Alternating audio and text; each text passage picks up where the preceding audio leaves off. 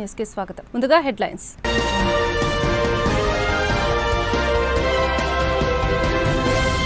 Friday పర్వదినాన్ని పురస్కరించుకొని ఆంధ్రప్రదేశ్లోని పాస్టర్లకు రాష్ట్ర ప్రభుత్వం శుభవార్త. రాష్ట్ర వ్యాప్తంగా అర్హులైన వేలాది మంది పాస్టర్లకు గౌరవ వేతన విడుదలకు ముఖ్యమంత్రి చంద్రబాబు ఆమోదం.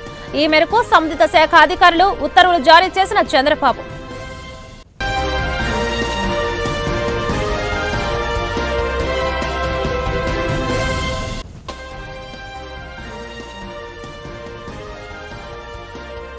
మానవాళి కోసం జీసస్ చేసిన అంతిమ త్యాగాన్ని గుడ్ ఫ్రైడే రోజున మనం గుర్తు చేసుకుంటామని మాజీ సీఎం జగన్ వెల్లడి. మానవాళి పట్ల ప్రేమ, కరుణ, క్షమ, సహనం, త్యాగం ఇదే జీసస్ జీవితం మానవాళికి ఇచ్చిన సందేశమని వ్యాఖ్య.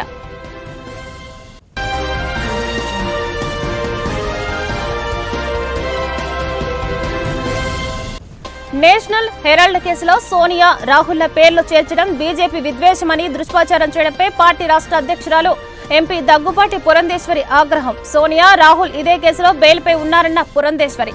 బీజేపీ కేంద్రంలో అధికారంలో లేనప్పుడు నమోదైన కేసుపై బురద జల్లడం సరికాదని వ్యాఖ్య. గుడ్ ఫ్రైడే పర్వదినాన్ని పురస్కరించుకుని ఆంధ్రప్రదేశ్లోని పాస్టర్లకు రాష్ట్ర ప్రభుత్వం శుభవార్త అందించింది. రాష్ట్ర వ్యాప్తంగా అర్హులైన వేలాది మంది పాస్టర్లకు గౌరవ వేతన విడుదలకు ముఖ్యమంత్రి చంద్రబాబు ఆమోదం తెలిపారు. ఈ మేరకు సంబంధిత శాఖ అధికారులు ఉత్తర్వులు జారీ చేశారు. ప్రభుత్వ నిర్ణయంతో రాష్ట్రంలోని మొత్తం 8,427 మంది పాస్టర్లకు ప్రయోజనం చేకూరనుంది. గతంలో తెలుగుదేశం పార్టీ జాతీయ ప్రధాన కార్యదర్శి నారా లోకేష్ తన యువగళం పాదయాత్ర సమయంలో పలు సందర్భాల్లో పాస్టర్లతో ప్రత్యేకంగా సమావేశమయ్యారు. ఆ సమావేశాల్లో తమ కూటమి అధికారంలోకి వస్తే పాస్టర్లకు గౌరవ వేతనం అందజేస్తామని ఆయన హామీ ఇచ్చారు.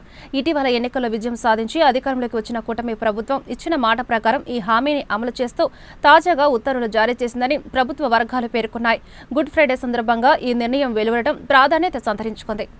ప్రపంచ వ్యాప్తంగా క్రైస్తవులు గుడ్ ఫ్రైడే జరుపుకుంటున్నారు. ఈ సందర్భంగా వైసీపీ అధినేత జగన్ ఎక్స్ వేదికగా స్పందిస్తూ మానవాళి కోసం జీసస్ చేసిన అంతిమ త్యాగాన్ని గుడ్ ఫ్రైడే రోజున మనం గుర్తు చేసుకుంటున్నామని చెప్పారు. మానవాళి పట్ల ప్రేమ, నిస్సహాయుల పట్ల కరుణ, శత్రువుల పట్ల క్షమ, ఆకాశం అంతటి సహనం, అవధులేని త్యాగం ఇదే జీసస్ జీవితం మానవాళికి ఇచ్చిన సందేశమని అన్నారు. కరుణామయుడు యేసుక్రీస్తును సిలువ వేసిన రోజును క్రైస్తవులు గుడ్ ఫ్రైడేగా జరుపుకుంటారనే విషయం అందరికీ తెలిసిందే.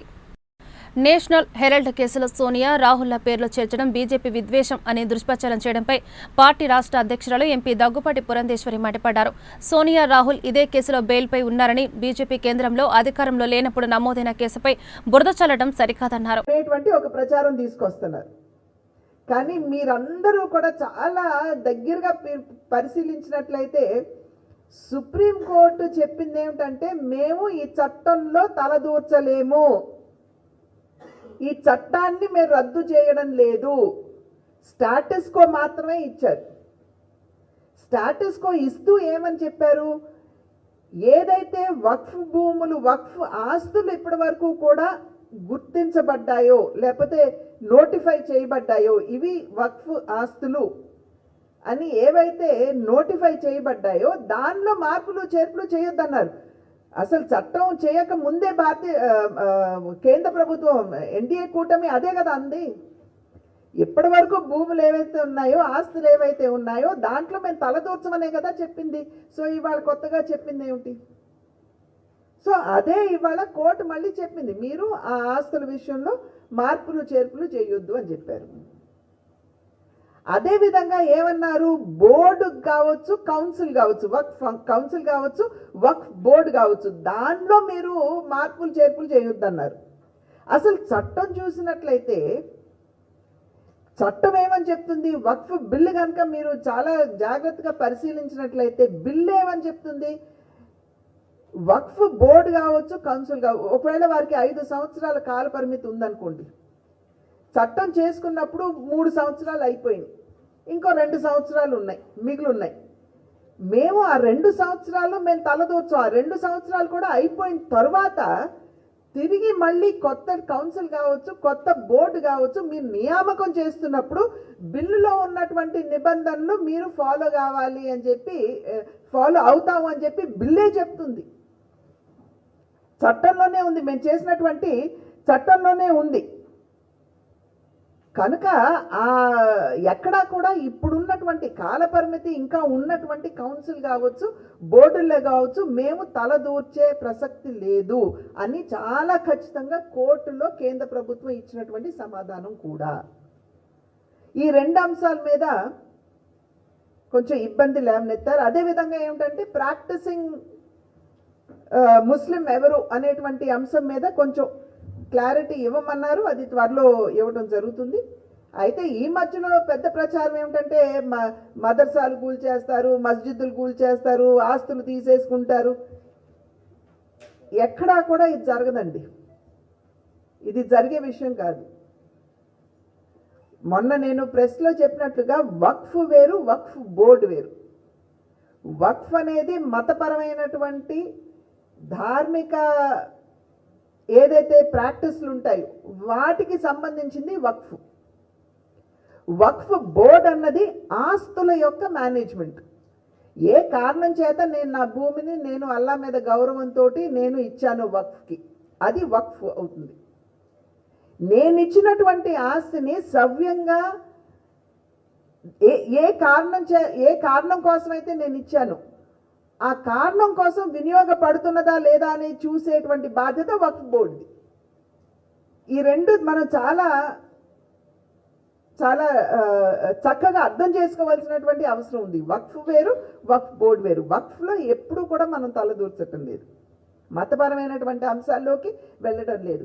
మేనేజ్మెంట్ వరకే మనం పరిమితం అయ్యి ఆ మేనేజ్మెంట్కి సంబంధించినటువంటి బోర్డులోనే మార్పులు చేర్పులు చేయటం జరుగుతుంది, అంతే. కనుక నిన్న సుప్రీంకోర్టు ఇచ్చినటువంటి వారు ఏదైతే పర్సెప్షన్ వారు తెలియజేశారు అది చెంపపెట్టు కాదు. దానికి ఆల్రెడీ మేము కట్టుబడి ఉన్నాము అనేది ఒకటి మీ మాధ్యమంగా తెలుస్తూ, మతపరమైనటువంటి ఆచార వ్యవహారాల్లోకి ఎప్పుడు కూడా మేము తల దూర్చము అనేటువంటి అంశాన్ని కూడా ఖచ్చితంగా తెలియజేస్తూ, ఈ అన్ని విషయాలు మీ మాధ్యమంగా ప్రజలకి తెలియజేయాలనేటువంటి ఆలోచనతోటి ముందుగా ప్రెస్ యొక్క ఈ ప్రెస్ మీట్ నిర్వహించుకోవడం జరిగింది. ఇప్పుడు మనం ఈ వక్ఫ్కి సంబంధించి కరపత్రం రిలీజ్ చేసుకుంటాము. వర్షాకాలం ప్రారంభం నాటికి విజయవాడ నగరంలో అన్ని వరద నీటి కాలువల పూడికతీతతో పాటు మరమ్మతులు పూర్తి చేయాలని మంత్రి నారాయణ అధికారులను ఆదేశించారు. రోడ్లపై ఎక్కడ నీరు నిల్వ ఉండకుండా అవసరమైన అన్ని చర్యలు తీసుకోవాలని అధికారులకు దిశానిర్దేశం చేశారు. విజయవాడ మున్సిపల్ కార్పొరేషన్ పరిధిలో చేపట్టాల్సిన అభివృద్ధి పనులు, సమస్యలు పరిష్కరించడంపై మంత్రి నారాయణ సమీక్ష నిర్వహించారు. అక్కడ పనులు ఎంతో వేగవంతంగా మొదలైనాయి. దాదాపు 5,000 మంది యాక్చువల్గా ఇప్పుడు వర్క్ చేస్తున్నారు. దాదాపు 600 నుంచి 700 డిఫరెంట్ ఎక్విప్మెంట్స్, జేసీబీలు కావచ్చు, ప్రొక్లైన్లు కావచ్చు, ట్రక్స్ కావచ్చు వస్తున్నాయి.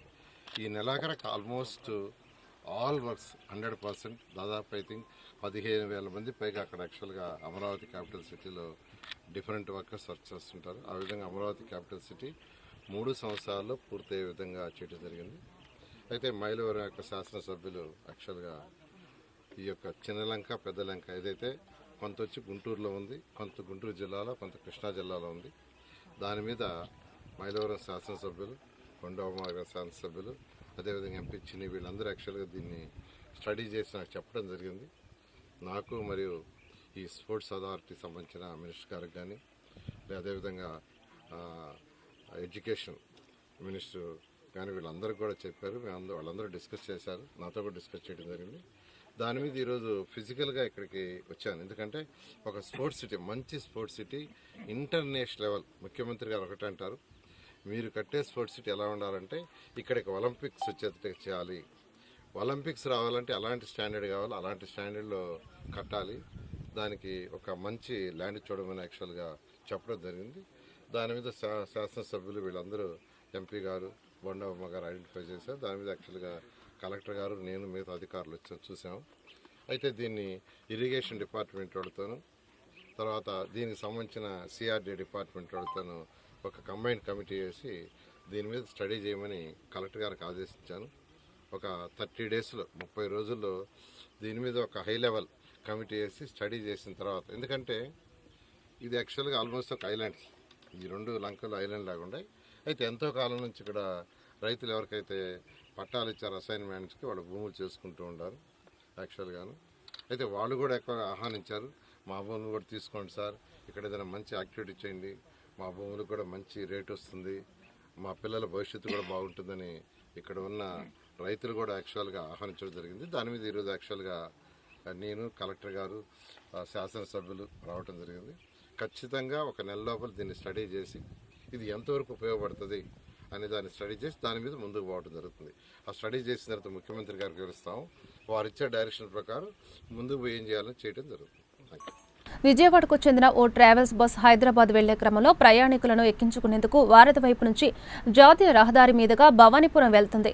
బస్టాండ్ సమీపానికి చేరుకోగానే బస్సులో ఒక్కసారిగా మంటలు చెలరేగాయి. దాన్ని గమనించిన డ్రైవర్ వెంటనే అప్రమత్తమై బస్సును పక్కనాపాడు. క్షణాల మంటలు వ్యాపించి బస్సు అగ్నికి ఆహుతైంది. బస్సుల నుంచి మంటలు ఎగిసిపడడాన్ని చూసిన స్థానికులు భయాందోళనకు గురయ్యారు.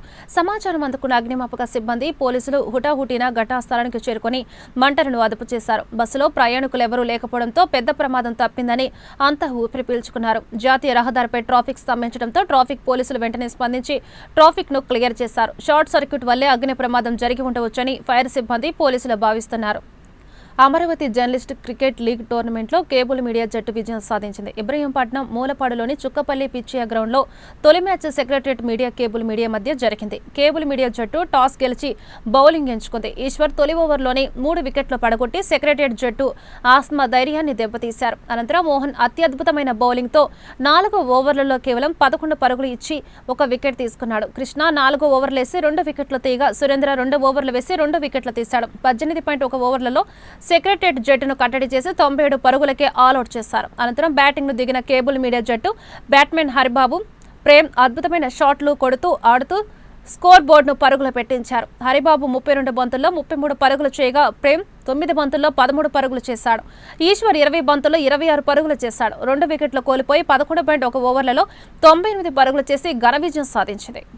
గుంటూరులో శంకర్ విలాస్ ఓవర్ బ్రిడ్జి ఉద్యమం ఉధృతమవుతోంది. ఈ మేరకు ఓవర్ బ్రిడ్జి సాధన సమితి ఆధ్వర్యంలో రౌండ్ టేబుల్ సమావేశం నిర్వహించారు. ఈ కార్యక్రమంలో మాజీ మంత్రి అంబటి రాంబాబు, మాజీ ఎమ్మెల్సీ కెఎస్ లక్ష్మణరావు, వైసీపీ నగర అధ్యక్షులు నూరి ఫాతిమా, మాజీ ఎమ్మెల్యే మస్తాన్ వలి, భారవి, రాజకీయ పార్టీలు, ప్రజా సంఘాల ప్రతినిధులు పాల్గొన్నారు.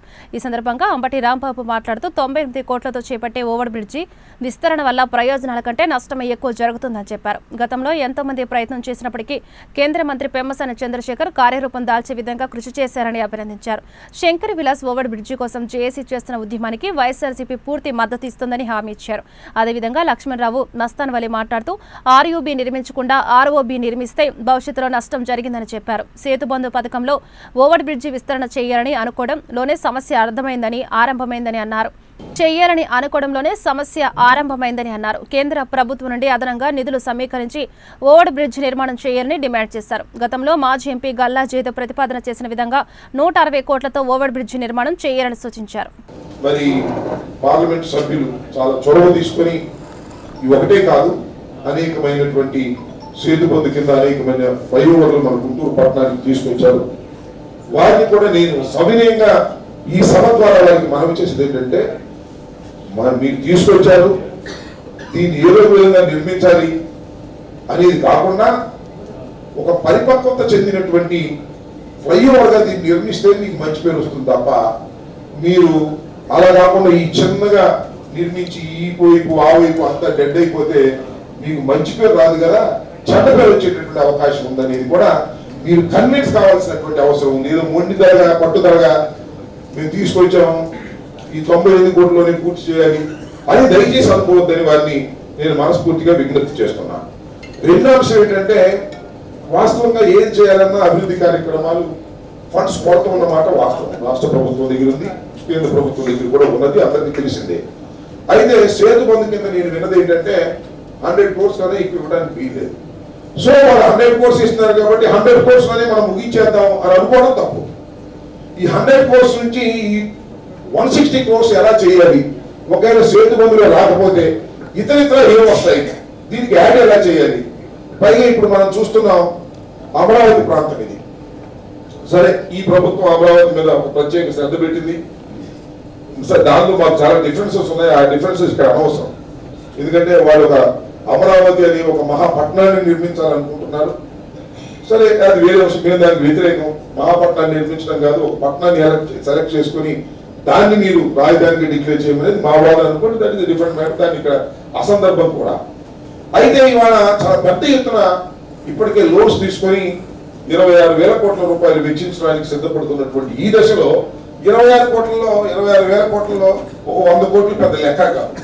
మరి అది డైవర్ట్ చేయడానికి అవకాశం ఉందో లేదో తలుచుకుంటే కేంద్ర ప్రభుత్వం రాష్ట్ర ప్రభుత్వం తలుచుకుంటే ఒక 100 కోట్లు ఇక్కడ అమరావతిలో భాగంగానే భావించి ఇక్కడ చేసినా కూడా పెద్ద నష్టం జరగదు. దానికి పెద్ద అడ్డంకులు కూడా ఉండవని నేను భావిస్తా ఉన్నాను. ఏది ఏమైనా సేతు బంధు మీద వచ్చినటువంటి కేవలం 98 కోట్లలోనే దీన్ని పూర్తి చేయాలనుకుంటే మాత్రం తీవ్రంగా గుంటూరు పట్టణానికి నష్టం జరుగుతుంది. కాబట్టి ఇంతకు ముందు గల్లా జయదేవ్ గారు ఆ రోజుల్లో, ఇవాళ ఉన్న స్పీకర్ గారు అప్పుడు ఆర్ఎండ్బి మినిస్టర్ గా ఉన్నప్పుడు 160 కోట్లని ఆ రోజు ప్రకటించారు. ఆ 160 కోట్లలో ఇవాళ 200 కోట్లు అయి ఉండొచ్చు. ఆ 200 కోట్లు పెట్టుకొని ఆర్యూబీలు 2 పెట్టుకొని చేస్తే పరిపూర్ణంగా పట్టణానికి మేలు చేసిన వారు అవుతారు. కాబట్టి ఈ విషయంలో మేము ఏ విధమైన సందేహం లేకుండా వచ్చినటువంటి రాజకీయ పక్షాలే కాదు, భారవి గారు లాంటి వారు కానీ, అలాగే మన ఎమ్మెల్సీ లక్ష్మణరావు గారు లాంటి వారు కానీ, మరి మస్తాన్ వలి గారు లాంటి వారు కానీ, వీరందరూ అన్ని పార్టీలతోనూ కలిసి, అందరి వ్యక్తులతోనూ కలిసి మా పాత్ర చిత్తశుద్ధిగా నిర్వహించడానికి మేము మీ వెంట ఉంటామని ఈ సందర్భంగా మనవి చేస్తూ, దీన్ని మరింతగా ఎడ్యుకేట్ చేయాల్సినటువంటి అవసరం ఉన్నది. ఎందుకున్నది అంటే ఒకే ఒక మాట అంటారు. ఫస్ట్ భారవి గారు కూడా అన్నారు, ఒక మంచి పని చేస్తుంటే అటు చేస్తున్నారు. మంచి పని ఏమిటి? పాతగా ఉన్నటువంటి ఓల్డ్ ఫ్లైఓవర్ తీసేసి ఒక 100 కోట్లతో కొత్త ఫ్లైఓవర్ నిర్మిస్తుంటే భారవి గారు, రాంబాబు గారు, జేఈసీ ఇదంతా కలిసి దీన్ని అడ్డుకునేటటువంటి ప్రయత్నం చేస్తున్నారు అనేటువంటి ఒక వాదన ముందు ప్రబలంగా తీసుకువెళ్ళడానికి ప్రయత్నం చేస్తారు. ఇది సహజం. కానీ దానికి భయపడే వ్యక్తులు ఎవరు లేరనేది నేను భావిస్తా ఉన్నాను. మనం చెప్తున్నది ఏమిటంటే, మనం చెప్పుతాలో లాజిక్ ఉంది, వాస్తవం ఉంది. 1-2 సార్లు చెప్పడం ద్వారా ఎవరైనా కన్విన్స్ అవుతారు. దానిలో ఏ విధమైన సందేహం లేదు. ఎవరైనా చివరికి ఈ బ్రిడ్జి కోసం కృషి చేసినటువంటి పార్లమెంటు సభ్యులు కూడా కన్విన్స్ అవుతారు. కానీ ఒప్పుకోలేకపోవచ్చు కొన్ని పరిస్థితుల్లో. తెలుగుదేశం వారు కూడా కన్విన్స్ అవుతారు, కానీ ఒప్పుకోలేకపోవచ్చు. కానీ పట్టుదలగా మనం ముందుకు తీసుకువెళ్ళవలసినటువంటి బాధ్యత. దీనిలో వారేదో ఓడిపోవడం, మనం ఏదో గెలవడం అనే గేమ్ కాదు. వారు కన్విన్స్ కావడం అనేది గేమ్. ఇక్కడ మనం మొదటి ప్రయత్నం వారిని కన్విన్స్ చేసే ప్రయత్నమే తప్ప వారి మీద వ్యతిరేక భావంతో చేస్తున్నది కాదు అనే దాన్ని మనం ముందుగా విశ్వసించి ముందుకు రాష్ట్రంలో కులగణన ప్రక్రియను వెంటనే చేపట్టాలని బీసీ హక్కుల పోరాట సమితి founder president Tadibena Chandrashekar Yadav demand చేశారు. ఈ మేరకు గుంటూరులో శుక్రవారం మీడియాతో మాట్లాడారు. కులగణన చేయడం ద్వారానే బీసీల సంక్షేమం అభివృద్ధి సాధ్యమవుతుందని చెప్పారు. వెనుకబడిన వర్గాల ఆర్థిక రాజకీయ అభివృద్ధి కోసం ప్రభుత్వాలు తగిన ప్రాధాన్యత ఇవ్వాలన్నారు. బీసీల సమస్యల పరిష్కారం కోసం త్వరలో పోరాటాలు చేస్తామని తెలిపారు. అదేవిధంగా బీసీ హక్కుల పోరాట సమితి రాష్ట్ర కార్యదర్శిగా బోయిన లక్ష్మయ్య యాదవ్ను నియమించారు. రాష్ట్రంలో సంఘాన్ని మరింత బలోపేతం చేసి బీసీల సమస్యల పరిష్కారం కోసం నిరంతరం కృషి చేస్తామని చెప్పారు. ఈ సమావేశంలో బీసీ నేతలు అచ్చి కిరణ్, హనుమంతరాజు, విఠల్, శంకర్రావు పాల్గొన్నారు. అందరికీ నమస్కారం. ఈరోజు బోయిన లక్ష్మణ్ యాదవ్ గారిని బీసీ హక్కుల పోరాట సమితి రాష్ట్ర కార్యదర్శిగా నియమిస్తున్నాం. నియామకం జరిగినది. మరి గతంలో లక్ష్మయ్య గారు అనేక ఉద్యమాల్లో పాల్గొని ఈ రాష్ట్రంలో బీసీ బడుగు బలహీన వర్గాల కులవృత్తులు చేసుకునే వారికి ఆర్థికంగాను సహాయ సహకారాలు అందించారు గతంలో. మరి ఈయన మహాత్మా జ్యోతిరావు పూలే అడుగుజాడల్లో, అలాగే బాబాసాహెబ్ అంబేద్కర్ ఆశయాలని భవిష్యత్తులో పునికి పుచ్చుకొని ఈ సంఘానికి, ఈ రాష్ట్రంలో ఉన్న బడుగు బలహీన వర్గాలకు తోడ్పడాలని, సహాయ సహకారాలు అందించాలని, ఆ దిశగా పయనించాలని ఈ విలేకరుల సమావేశం ద్వారా తెలియజేస్తాము. మరి ఈ దేశంలో స్వతంత్రం వచ్చి 76 సంవత్సరాలు పైబడుతున్నా కూడా ఈ దేశంలో, ఈ రాష్ట్రంలో ఇంతవరకు బడుగు బలహీన వర్గాలకు రాజకీయ రిజర్వేషన్లు కానీ, ప్రమోషన్లో రిజర్వేషన్లు కానీ రాష్ట్ర ప్రభుత్వం కానీ అటు కేంద్ర ప్రభుత్వం కానీ అమలు చేయడం లేదు.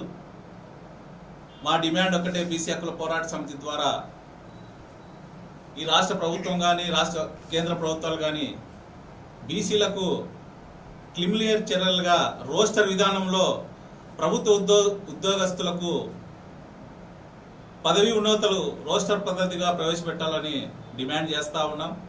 అలాగే కేంద్రంలో కూడా ఇంతవరకు బీసీలకు మంత్రిత్వ శాఖ లేదు. మరి కేంద్ర ప్రభుత్వం దీన్ని పునరాలోచించి చేసుకోవాల్సిందిగా కోరుతా ఉన్నాం. అలాగే దేశవ్యాప్తంగా బీసీల జనాభా అనుగుణంగా జనగణ తక్షణమే దేశవ్యాప్తంగా ప్రకటిస్తూ రాబోయే పార్లమెంట్ సమావేశంలో బీసీలకు రిజర్వేషన్ బిల్లులు ఈ పార్లమెంట్లో ప్రవేశపెట్టాలని ఇటు రాష్ట్ర ప్రభుత్వానికి కానీ అటు కేంద్ర ప్రభుత్వం కానీ ఈ సంఘం తరఫున డిమాండ్ చేస్తా ఉన్నాం. గుంటూరు పరిధిలో ఇన్నర్ రింగ్ రోడ్లో ఫేజ్ 3 కార్యక్రమాన్ని వేగవంతం చేస్తామని నగర కమిషనర్ పులి శ్రీనివాసులు తెలిపారు. 4 కిలోమీటర్ల వేల ఉన్న రింగ్ రోడ్డు విషయంలో 3.1 పూర్తి అయిందని చెప్పారు. ఇందులో ఇళ్లు కోల్పోయిన వారికి ప్రత్యామ్నాయ ఏర్పాట్లు చేయడం జరిగిందని ఆయన వెల్లడించారు. అదేవిధంగా పెండింగ్ లో ఉన్న పనుల వస్తువుల కోసం స్పెషల్ డ్రైవ్ చేపడతామని తెలిపారు. పన్నులు చెల్లించని వారి ఆస్తులు సీజ్ చేస్తామని హెచ్చరించారు. రాష్ట్ర ప్రభుత్వం ప్రతిష్టాత్మకంగా స్వర్ణాంధ్ర స్వచ్ఛాంధ్ర కార్యక్రమంలో భాగంగా ఈ నెల 19వ తేదీన ఈవెస్ట్ కార్ నిర్వహించడం జరుగుతుందని చెప్పారు. ప్రభుత్వ ప్రైవేటు కార్యాలయాల్లో ఈవెస్ట్ మెటీరియల్ సేకరిస్తామని తెలిపారు. ఉపయోగకరంగా లేని పరికరాలు అందించి రసీదు పొందాలని సూచించారు. దీని ద్వారా పర్యావరణ పరిరక్షణతో పాటు డబ్బులు కూడా వస్తాయని పేర్కొన్నారు. అనధికారిగా హోర్డింగ్లు, లేఅవుట్లు, వాటర్ కన్స్ట్రక్షన్ల నియంత్రణపై ప్రత్యేక దృష్టి పెడతామని కమిషనర్ ప్రకటించారు. దానికంటే తక్కువ ఉన్నాయి, ఇవన్నీ కూడా నోటీస్ చేసి చేస్తున్నాము. ఇవి కాకుండా unauthorised tap connections, water tap connections meters కూడా అనాథరైజ్డ్గా పెట్టుకొని కొంతమంది ఎంజాయ్ చేస్తున్నారు. మరి అది ఎంతవరకు కరెక్ట్ తెలీదు. వాళ్ళు అలా చేయకూడదు, చట్ట ప్రకారం అది శిక్ష పడుతుంది. కాబట్టి మేము ఇవన్నీ కూడా మా దృష్టికి వచ్చినవన్నీ కూడా అనాథరైజ్డ్గా ఉన్నాయన్నీ కూడా ట్యాప్ కనెక్షన్ చాలా వరకు డిస్కనెక్ట్ చేశాము. ఇంకా ఉన్నాయని మా దృష్టికి వస్తుంది. అందుకని దీని మీద కూడా ఒక డ్రైవ్ తీసుకుంటున్నాము. డ్రైవ్ తీసుకొని ఇవన్నీ కూడా రిమూవ్ చేయించడం జరుగుతుంది. తర్వాత బిల్డింగ్ ప్లాన్స్ కూడా ఒక రకంగా తీసుకొని ఇంకొకలాగా కట్టుకుంటున్నారు. ఇప్పుడు అంతిమంగా ఏంటంటే నష్టపోయేది ఎవరైతే ఓనర్ ఉంటారో బిల్డింగ్ కట్టుకోవాలనుకుని వాళ్ళు నష్టపోతారు. మీకు ఏమైనా సరే టీటీఆర్ బాండ్స్ ద్వారా కొంత వెసులుబాటు ఉంటుంది. అలాంటివి చేసుకుని లేదా 10% లోపు డీవియేషన్స్ ప్రభుత్వమే అంగీకరిస్తుంది. ఇలాంటివి ఏమైనా చేసుకొని ఎక్స్ట్రా ఫీజులు పెడితే కట్టుకొని చేసుకోవాలి తప్పితే ఇలా తీసుకుని ఒక ప్లాన్ తీసుకొని ఇంకొక 4 ఫ్లోర్లు తీసుకొని 5 ఫ్లోర్లు వేసుకోవడం, 6 ఫ్లోర్లు వేసుకోవడం, ఇట్లా ఇవన్నీ కూడా కరెక్ట్ కాదు. సో ఇట్లా కొన్ని వైలేషన్స్, తర్వాత కొన్ని ప్రజలు సహకరించాల్సిన విషయాలు, కొన్ని వ్యాపారస్తులు సహకరించాల్సిన విషయాలు, తర్వాత ప్రజలు అంటే అధికారులుగా మేము కొంత లీడ్ తీసుకొని కొంచెం యాక్టివ్గా ముందుకెళ్లాల్సిన అంశాలు ఇవన్నీ కూడా మీతో డిస్కస్ చేయడం జరిగింది. వీటి పట్ల ప్రజలు అప్రమత్తంగా ఉండి ఎప్పటికప్పుడు జిఎంసీ అధికారులకు సహకరించినట్లయితే తద్వారా జిఎంసీ ఆదాయ వనరులు పెరిగితే మనం ఇన్ఫ్రాస్ట్రక్చర్ పెంచుకోవచ్చు. జిఎంసీ పరిధిలో చక్కటి రోడ్లు కానీ, డ్రైనేజెస్ సిస్టమ్ ఇంప్రూవ్మెంట్ కానీ, స్ట్రీట్ లైట్స్ కానీ, పార్క్స్ కానీ, తర్వాత డ్రింకింగ్ వాటర్ కానీ ఇవన్నీ కూడా మనం క్వాలిటీ సర్వీసెస్ చేయడానికి అవకాశం ఉంటుంది. తర్వాత ఇవి కాకుండా ప్లాస్టిక్ మీద నిషేధం. ప్లాస్టిక్ కూడా మనకి గవర్నమెంట్ ఒక షెడ్యూల్ ఇచ్చారు, ఒక action plan. Plastic single use ప్లాస్టిక్ని మనం అవాయిడ్ చేయటం జరుగుతుంది. దీనిలో భాగంగా నేను లాస్ట్ మంత్ 1 ఏప్రిల్ నుంచి బ్యాన్ చేద్దామని చెప్పేసి ప్లాన్. వార్తలు ముగించే ముందు హెడ్లైన్స్ మరొకసారి.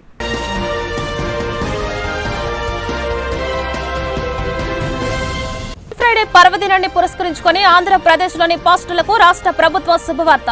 రాష్ట్ర వ్యాప్తంగా అర్హులైన వేలాది మంది పాస్టర్లకు గౌరవ వేతన విడుదలకు ముఖ్యమంత్రి చంద్రబాబు ఆమోదం. ఈ మేరకు సంబంధిత శాఖ అధికారులు ఉత్తర్వులు జారీ చేసిన చంద్రబాబు.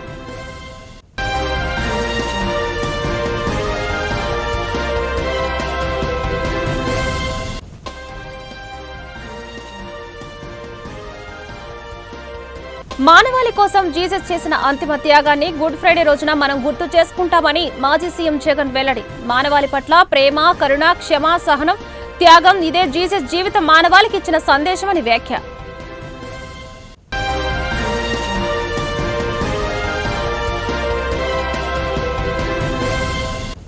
నేషనల్ హెరాల్డ్ కేసులో సోనియా, రాహుల్ల పేర్లు చేర్చడం బీజేపీ విద్వేషమని దుష్ప్రచారం చేయడంపై పార్టీ రాష్ట్ర అధ్యక్షురాలు ఎంపీ దగ్గుపాటి పురంధేశ్వరి ఆగ్రహం. సోనియా, రాహుల్ ఇదే కేసులో బెయిల్పై ఉన్నారన్న పురంధేశ్వరి. బీజేపీ కేంద్రంలో అధికారంలో లేనప్పుడు నమోదైన కేసుపై బురద జల్లడం సరికాదని వ్యాఖ్య. ఈ వార్తలు ఇంతటితో సమాప్తం. నమస్కారం.